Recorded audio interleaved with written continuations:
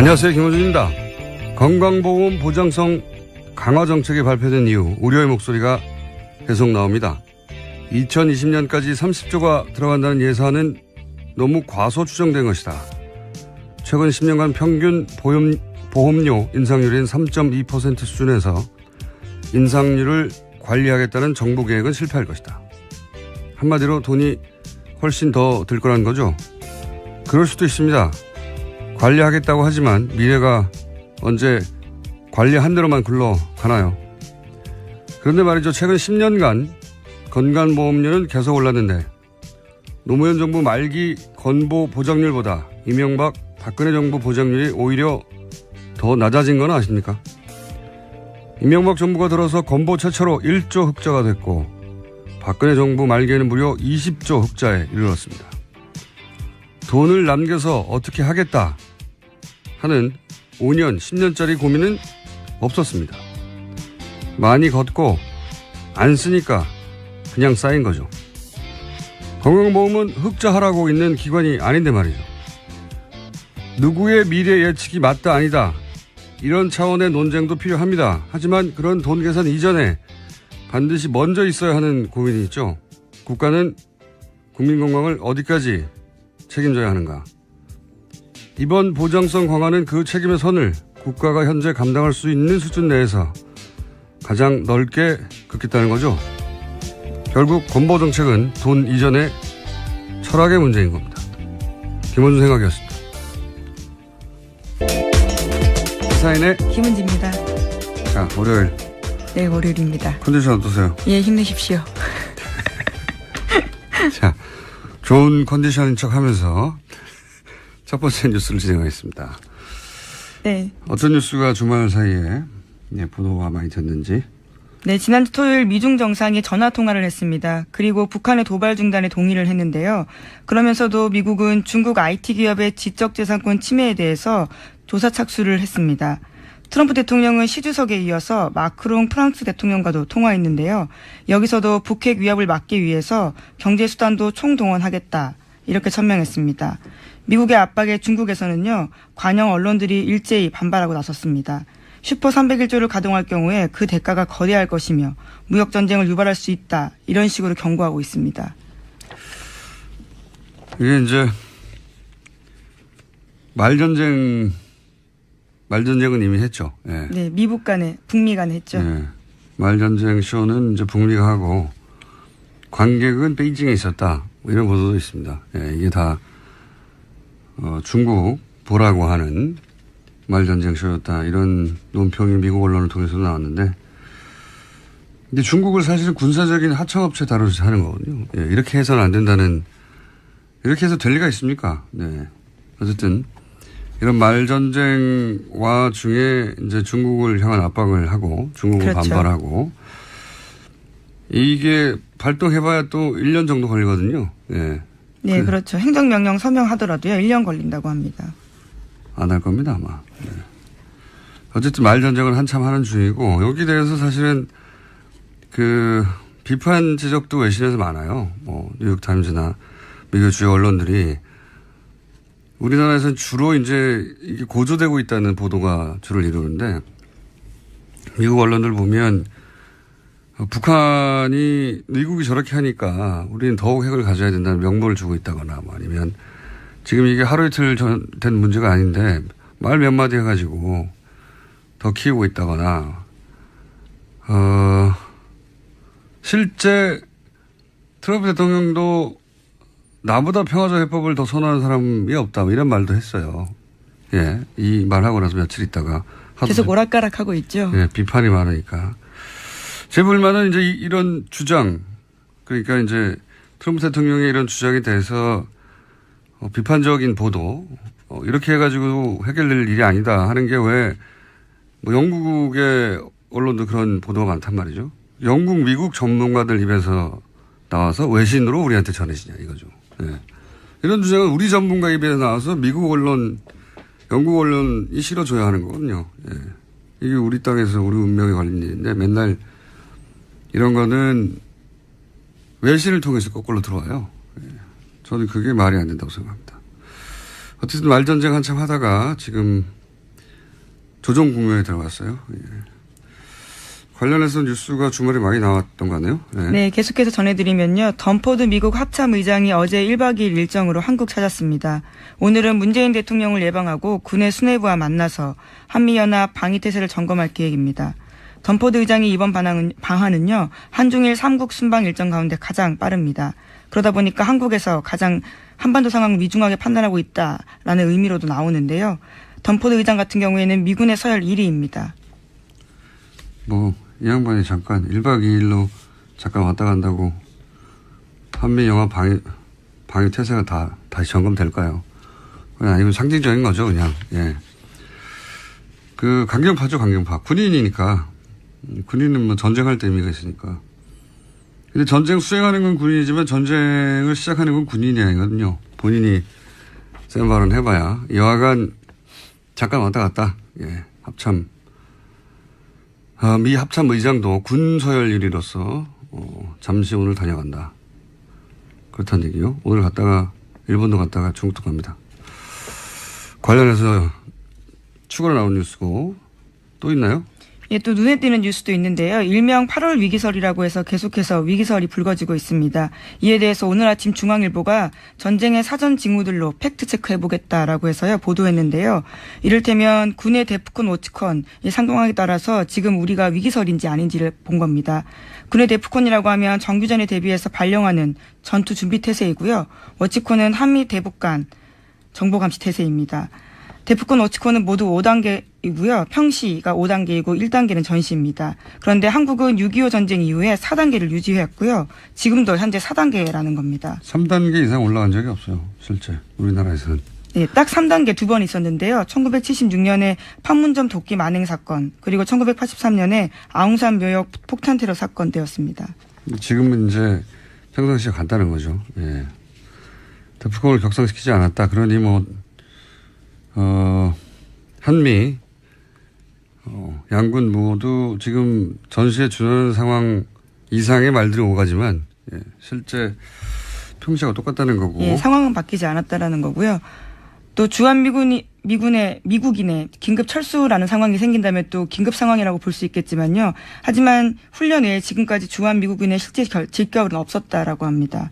뿐만 아니라 미군의 전력 증강도 봐야 될 포인트라고 이 기사가 지적하고 있는데 미군 전력 증강의 핵심 지표는 핵추진 항공모함 전개입니다. 그러니까 세 척의 항공모함이 어디로 가는지를 봐야 되는데 현재 한반도 근처에 다 없다라는 겁니다. 이런 걸 뭘 체크하고 있습니까? 네, 해당 기사가 위기설에 대해서 팩트체크한 겁니다. 그러니까 전쟁 징후는 없다. 그렇죠. 그런 거죠. 원래 전쟁이 실제 임박했으면 가장 먼저 하는 게 우리 몰래 주한 미군이 아니라 미국인들 그렇죠. 소개 훈련부터 하거든요. 지난 94년이었던가요? 핵위기 때는 전쟁 난다 어쩌다 할 때 실제 미국인들 소개하기 위해 가지고 북핵 위기죠. 94년. 소개하기 위해서 직결도 하고 했다고 해요. 그래서 그 소식을 들은 당시 이제 일반 국민들은 못 들었고 그때 남한 사재기가 있었죠. 일반 국민들은. 네, 유명한 사건이죠. 예. 그리고 이 소식을 좀 먼저 전해 들은 소위 잘 나가는 분들은 그때 당시 직장에 휴가를 많이 내고 미국으로 가거나 또는 심지어는 이민을 가거나 한 사람도 꽤 있었다고 해요. 네. 지금 그런 게 없다. 그런 얘기고요. 근데 이런 징후도 징후지만 이런 징후가 전혀 없다는 것도 징후지만 뉴스지만 사실은 이렇게 말 전쟁을 하면서도 미국하고 북한은 채널을 계속 유지하고 있었다는 거 아닙니까? 대화 채널을. 네, 미국 AP통신 보도인데요. 미 정부 관계자를 인용해서 미국과 북한의 외교 라인이 수개월 동안 이면 채널 가동해 왔다. 그러니까 접촉했다고 보도했습니다. 트럼프 정부 출범 이후에 일촉즉발의 강경 대치 속에서도 한쪽에서는 대화를 이어온 건데요. 양국 간의 대화 통로가 누구인지도 정확하게 찝어졌습니다. 일촉즉발 아니라니까요. 네, 뭐 그런 보도들이 계속 이어졌었는데 네, 실제로는 대화를 했다라는 거죠. 말씀드렸잖아요. 그런 보도를 하는 사람들 자기 집에서 그냥 잘 주무신다고 그리고 왜 지금 한국 이렇게 경각심이 없냐고 보도하는 언론인들도 다 벙커에서 하는 거 아니라고. 자, 말전쟁이 한번 지나가고 이제 조정국면에 들어가겠죠. 자, 미국과 북한의 대치 국면에 대해서 유럽은 어떻게 반응하는지 저희가 4부에서 다뤄볼 예정인데, 우리나라 뉴스, 미국 뉴스도 그렇지만 우리나라 뉴스가 주로 이게 일촉즉발인 것처럼 보도를 많이 했습니다만 전 세계적으로 누구도 실제 전쟁은 일어나지 않을 거라고 생각하는 사람들이 대부분이었고, 미국 내에서도 그랬고, 그래서 미국 내에서는 이런 식으로 긴장 메시지를 계속 내서 이게 사태가 풀리겠느냐 하는 트럼프 대통령의 비판이 굉장히 많았어요. 예. 그런 보도가 왜 없냐 이거죠, 우리는. 우리가 그런 보도를 했었어야 하는 건데. 자, 다음 뉴스는요. 네, 지난주에 장충기 전 삼성그룹 미래전략실 차장에 대해서 문자 메시지 알려드린 바가 있는데요. 이번에 또 새로운 문자 메시지 나왔습니다. 시사인 보도인데요. 장충기 전 사장이 MBC와 관련해서 인사청탁한 정황이 담겨있는 내용이라는 겁니다. 장 전 사장은 이렇게 문자 메시지 보냈습니다. 상대방은 특정할 수 없는데요. 아들은 어디로 배치받았니? 삼성전자 이인용 사장이 안강한 사장과 MBC 입사 동기라 부탁한 건데 안 사장이 K 특임하겠다고 했는데 어떻게 되었지? 라고 물었고요. 곧바로 답장을 받았습니다. 만족하게 잘 다니고 있어요. 어려운 부탁 K 들어줘서 고마워요. 시간 나면 기회 주시길. 이란 내용인데요.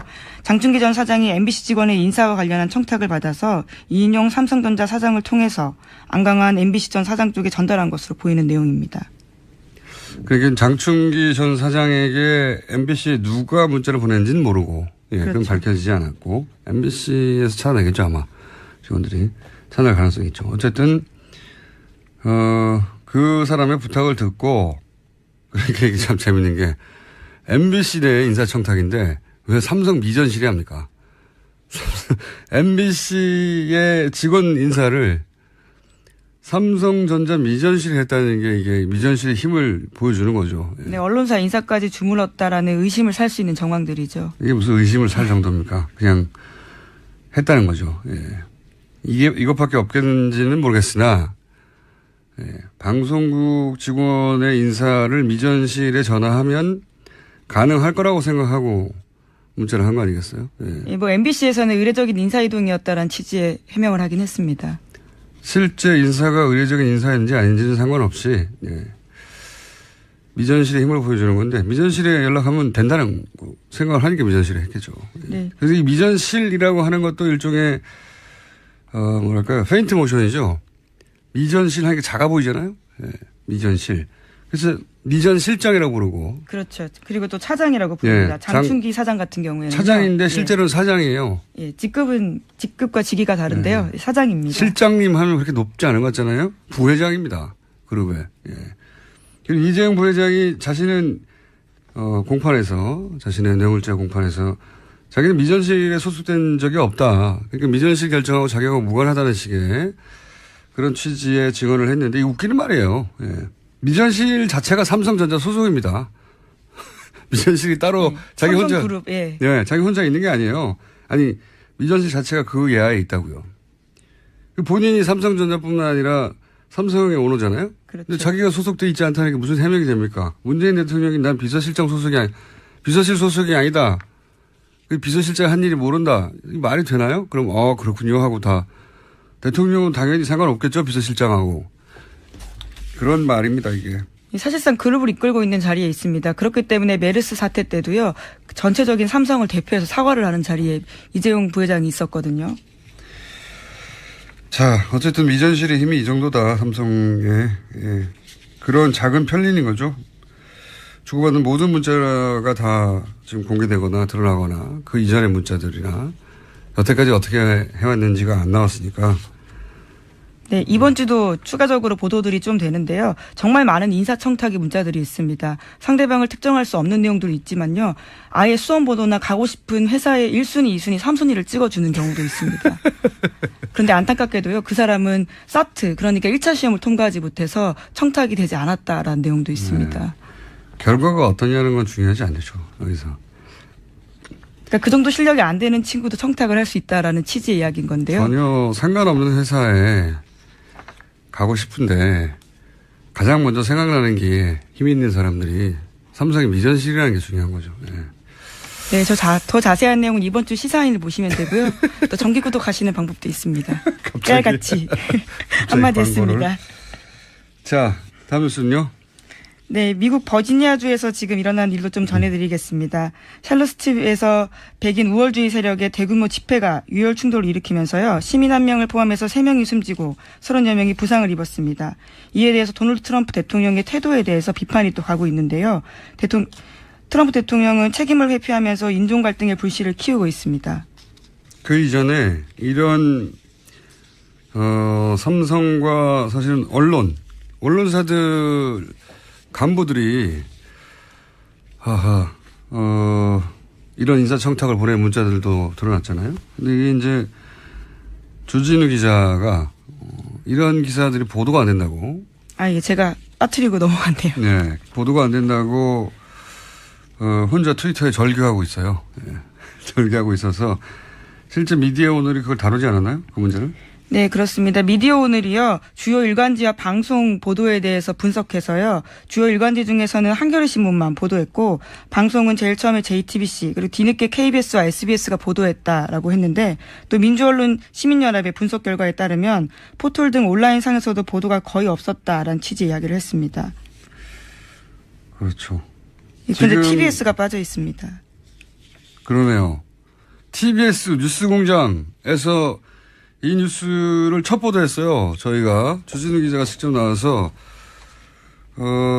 직접 출연해서 최초로 보도했는데 TBS를 왜 뺍니까? SBS와 KBS만 보도했다가 아니라 TBS가 가장 먼저 보도했고, 네. 뒤이어 JTBC도 다루긴 했죠. 예, 뭐 주요 메인 뉴스를 이야기하고 있는 것 같긴 한데요. 어쨌건 간에 예, TBS도 보도를 하고 있죠. 한겨레 뿐이었다는 게 이제 종이신문으로서 한겨레가 보도를 한번 했고 온라인 상에서는 다른 미디어들도 보도를 하긴 했어요. 근데 예, 그렇죠. 온라인 매체들이 보도하는 것은 결국은 포털이 노출을 해야 기사가 존재하는 걸 아는데 예. 포털에서도 거의 노출이 없었다. 예. 1시간 단위로 요즘 민원연에서 예. 민주언론 시민연합이 지난 대선부터 포털도 미디어라고 보고 포털도 1시간 단위로 어떤 기사가 노출되는지 체크하고 있거든요. 사실 포털이 개별 뉴스 하나하고는 비교할 수 없는 정도의 미디어 영역을 이미 가졌죠. 예, 그리고 무슨 뉴스를 노출하느냐 하는 편집권. 미디어는 사실 편집권이 가장 중요한데 편집권을 가지고 있거든요. 그 포털을 통해서는 단 한 번 노출된 적이 있다. 알군요. 네이버는 단 한 건의 관련 보도도 없었다군요. 메인에. 네, 가장 많이 공유된 기사 중에 하나였지만요. 가장 높이 노출되어 있지는 않았다라는 분석입니다. 메인에 노출하지는 않았다. 예. 1시간 단위로 체크하는데. 1시간 단위로 체크하는데 안 걸렸으니까 20분만 걸었을 수 있죠. 그건 모르겠습니다만 민원연은 지금 1시간 단위로 검토하니까. 예, 그런 의심을 할 수밖에 없는 게 장충기 전 사장의 문자 메시지에 보면 포털과 관련된 내용도 있습니다. 그러니까 포털을 관리하고 댓글을 상시적으로 봤다라는 취지의 이야기들이 있어서요. 물론 네이버는 부인하고 있지만 그런 의심을 살 수밖에 없는 정황들이 있는 거죠. 네이버 몰래 한 건가요? 어쨌든 이렇게 언론 기사들이 노출되는 방식은 종이신문을 끼고 있다기보다는 종이신문이 배 있으면 종이신문에 기사를 실어서 인쇄하던가 아니면 온라인상에서는 포털에 노출하던가 둘 중에 하나밖에 없어요. 아니면 사람들이 검색해내서 공유하거나 지금은 사람들이 검색해내서 공유하는 방식으로 퍼지고 있는 거죠. 예. 그리고 민원연에게 경고 메시지 보냅니다. TBS가 가장 먼저 취급했다는 거 밝히지 않고 지상파에서는 보도하지 않았다고 이러시면 안 되죠. 저희가 첫 보도했는데. 자, 아까 이야기가 미국. 예, 갑자기 제가 미국 상황으로 가버렸습니다. 이걸 빠뜨려서요. 죄송합니다. 미국의 백인 우월주의가 트럼프 묵인해 기세가 등등하다 이런 뉴스였죠? 예, 그렇습니다. 지금 백인 우월주의 세력의 대규모 집회가 일어났고 거기에 따라서 유혈 충돌이 일으면서 사람이 숨지는 일까지 벌어졌는데요. 이에 대해서 트럼프 대통령이 묵인하는 태도들을 보이면서 비판을 사고 있습니다. 이게 이제 트럼프 대통령 취임하기 전부터 사실은 계속해서 불거졌던 문제죠. 트럼프 대통령이 이제 미국 제일주의 그리고 외국인들에 대해서 나가라라는 정책을 취하고 있다 보니까 이게 백인 우월주의자들이 오랫동안 주장해 왔던 거거든요. 위대한 미국을 되찾겠다. 그러니까 미국을 미국만의 나라로 만들겠다. 미국에 먼저 살았던 건 인디안이에요. 예. 그렇죠. 이민자의 나라니까요. 그러니까요. 자기들이 먼저 이민 왔다고 해가지고 다른 이민자 내보내는 거지. 이게 어떻게 위대한 미국하고 무슨 상관이 있습니까? 이게 뿌리가 그 촉발된 거는 제가 알기로는 로버트 E. 리 장군. 그렇죠. 예. 남부연합 총사령관이었습니다. 예. 남북전쟁 때 게티스버그에서 패배하면서 사실은 남북전쟁이 끝났는데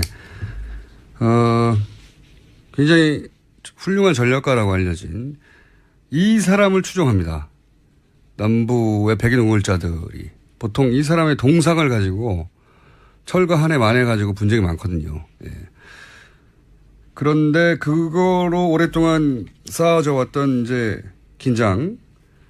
왜냐면은 흑인교회 옆에다 이걸 세운다든가 뭐 이런 식의 하여튼 이 기념물을 가지고 긴장이 많았어요. 예, 상징을 가지고 계속 다투었던 것들이고요. 예. 그런데 이걸 빌미로 해서 그동안은 이제 눌려 있다가 트럼프 대통령이 등장하면서 충돌이 일어났는데 그 충돌에 대해서 엄단을 해야 되는데 엄단을 하지 않고 있는 거죠. 예, 대통령이 기자회견을 열었는데요. 이렇게 이야기했습니다. 여러 편에서 나타난 지독한 증오와 편견, 폭력을 최대한 강력한 표현으로 규탄한다. 라면서요. 사실상 반극우주의 시위대에게도 책임을 묻는 발언을 한 겁니다. 양쪽에 부딪혔는데 한쪽은 극우고 한쪽은 극우를 반대하는 일반인들이었는데 둘 다 문제 삼은 거죠.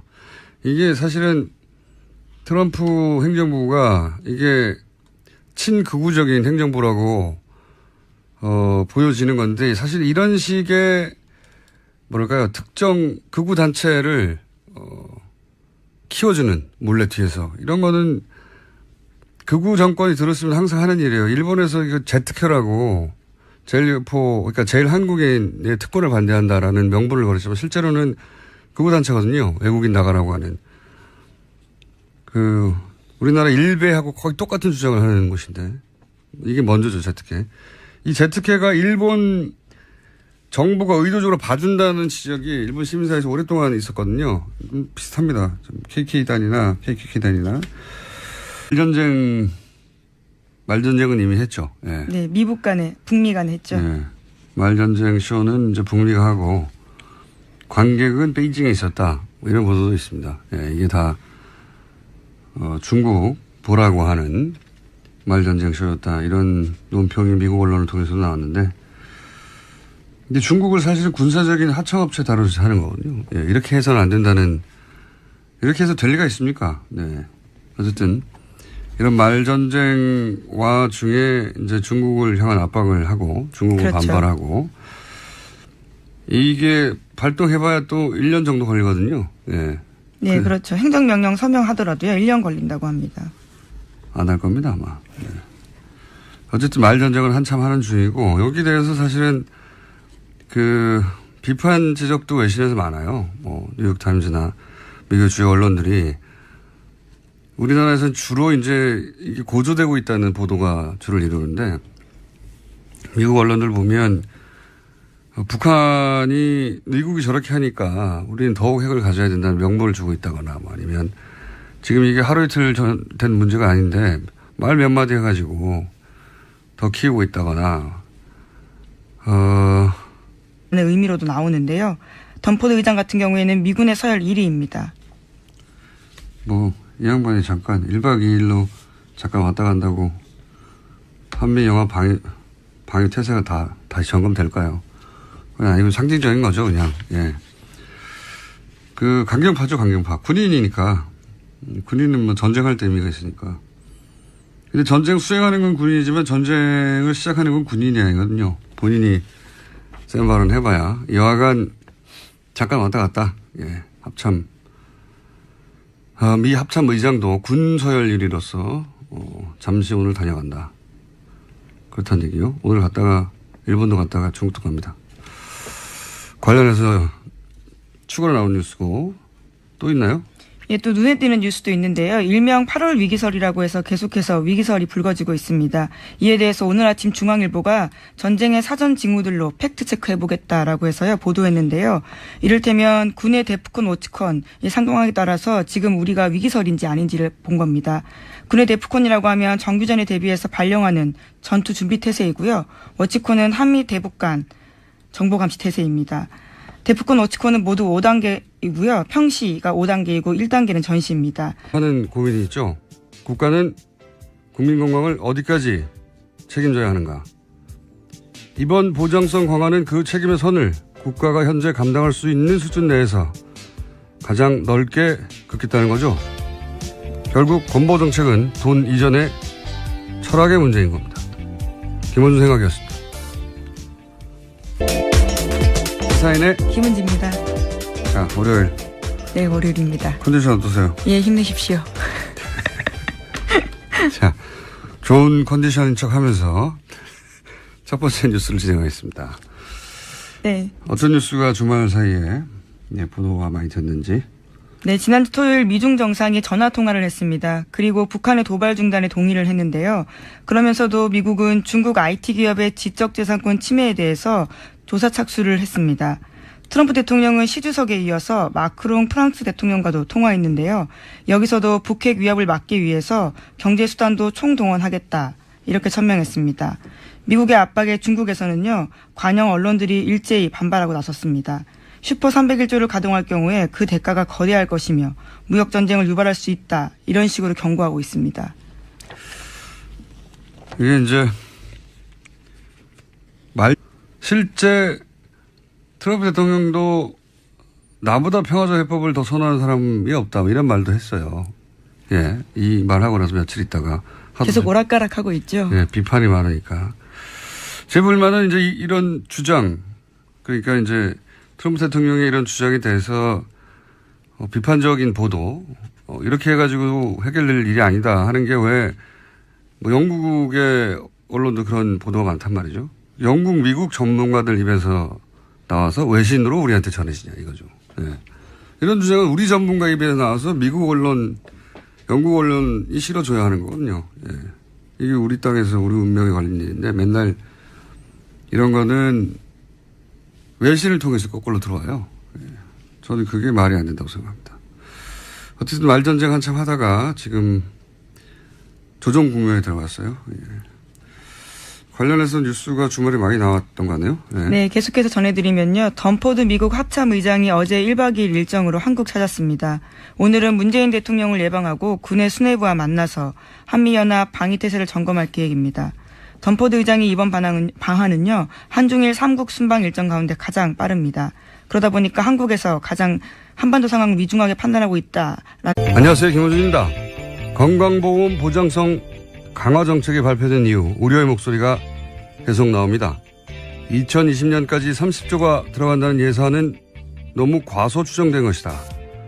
최근 10년간 평균 보험료 인상률인 3.2% 수준에서 인상률을 관리하겠다는 정부 계획은 실패할 것이다. 한마디로 돈이 훨씬 더 들 거라는 거죠. 그럴 수도 있습니다. 관리하겠다고 하지만 미래가 언제 관리한 대로만 굴러가나요? 그런데 말이죠. 최근 10년간 건강보험료는 계속 올랐는데 노무현 정부 말기 건보 보장률보다 이명박 박근혜 정부 보장률이 오히려 더 낮아진 건 아십니까? 이명박 정부가 들어서 건보 최초로 1조 흑자가 됐고 박근혜 정부 말기에는 무려 20조 흑자에 이르렀습니다. 돈을 남겨서 어떻게 하겠다 하는 5년, 10년짜리 고민은 없었습니다. 많이 걷고 안 쓰니까 그냥 쌓인 거죠. 건강보험은 흑자하라고 있는 기관이 아닌데 말이죠. 누구의 미래 예측이 맞다 아니다 이런 차원의 논쟁도 필요합니다. 하지만 그런 돈 계산 이전에 반드시 먼저 있어야